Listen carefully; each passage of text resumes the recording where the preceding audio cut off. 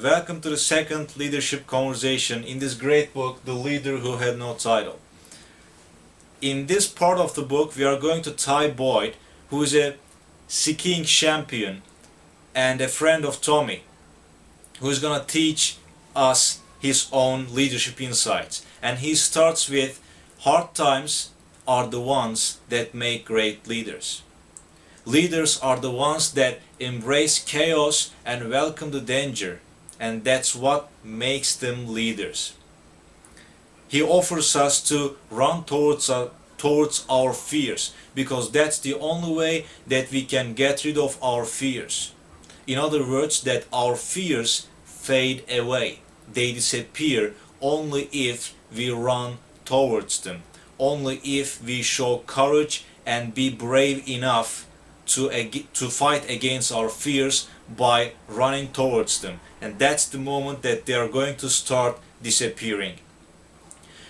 Robin Sharma says in the book, the more you do the things you are scared to do, the more you will show leadership. Because your discomfort zone is going to shrink in amount as you run towards your fears. In other words, do what frightens you daily, says Robin Sharma. You will elegantly transform fear into power every day. And that's how you build self-confidence and become invincible. Problems are only problems if we make them problems as our thoughts. Because problems are actually our thoughts. As Eckhart Tolle mentions this particular subject in his great book, A New Earth, you can see it here. He says that problems are the thought forms in our mind that we create them subconsciously. Then we label things as bad or good. But the thing is as it is anyway. We see the world as we are, not as it is, says Stephen Covey. And that's related to that. That's why what we need is to be proactive and not to get discouraged by any situation. What we need is to take action properly and expectedly in terms of leadership. And never forget this, the bigger the ego, the weaker the performance is. Therefore, hard times build great leaders, because they eat their ego out. They get rid of their ego. And the acronym in this conversation is SPARK. The first letter in SPARK, S, stands for speaking with candor. Leader speaks with candor. What they do is to communicate with people strikingly direct and stunningly real. What they are is just genuine in the long run. They show their candor, humor. As Jack Welch emphasized the fact, leaders are also humorous in an intelligent way. They use the words cleverly. They share accurate information.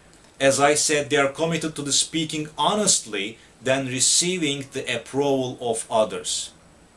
And that's why they stand in a sitting crowd. When leaders speak, says John Maxwell, people listen.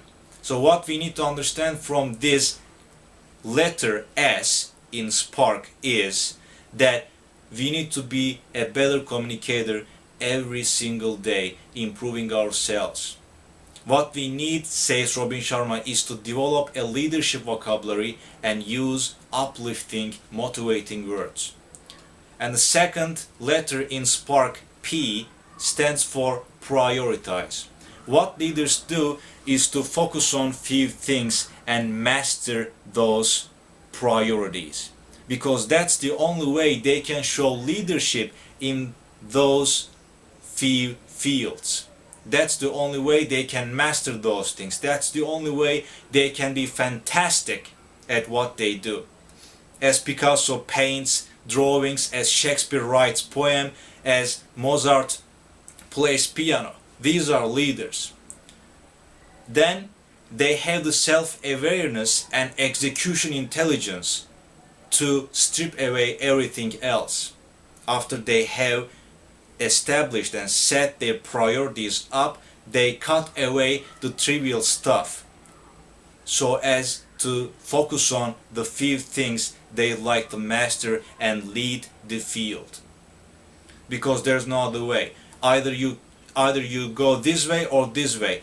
Confucius said it so well: the person who chases two rabbits catches neither. And leaders are aware of this beautiful quote. Every morning, says Robin Sharma, before you go off into the world, take some time, like 10 minutes, go into a small silent room and think about your priorities. That's important. And the third letter in Spark is adversity breeds mastery. That's the actually major point of this very conversation. Adversity breeds mastery, because leaders embrace chaos, as we have said. Every setbacks carries with it an even greater opportunity, says Robin Sharma. For every dream that dies, a better one can come to life. Crises contain exceptional opportunity, and leaders find the point in crisis. They see before people see. They just sniff the opportunity. Leaders are proactive. They are optimists, and optimists see every opportunity in every difficulty, while pessimists see every difficulty in every opportunity. The key isn't whether you will face challenges. You will face challenges anyway. The point is whether you can get back up after you fall down in the face of adversity. The point is whether you are self-confident enough, self-confident and self-contained enough that you are competent and go through the way, letting people follow you. The point is this. That's why leaders not only must be dreamers but also realistic. They see the every aspect of the situation, so they smile in the face of adversity. Obstacles, say John Maxwell, just show up to measure how badly you want something. That's a kind of nature of the world, of life. How much perseverance and patience you have. And that's what obstacles measure in you. Whether you have the 1% extra energy in reserve. Okay, that's very important. If you have that 1% extra energy in reserve, you can show it, and that's one reserve is only possessed by leaders. And the fourth letter in Spark is respond versus react. R stands for respond versus react. Leaders are proactive people. They do not respond to things before they evaluate their thoughts and opinions. They do not show any kind of behavior before they are conscious. Remember that the finest hour of every great leader occurred when everything looked like it was falling apart. Rather paralyzed by fear, they stayed calm, showed excellence, and turned it all around. Because they have the distance between the response and the stimulus. They reach to that distance and get proactive so that they do what is reasonable. And the last letter in Spark, key, stands for kudos. And kudos must remind us that we need to be appreciative as leaders. What people do are supposed to be appreciated because people like to be liked. What we need is to admire every single smallest work they do. As long as we do this, not only we get happy, but also we increase our authority over those people. Robin Sharma says, just commit yourself to becoming a passionate celebrator of the great work that those around you are doing. Recognize excellence and honor mastery. And that's kudos. Turbulent times build great leaders. Thank you for watching.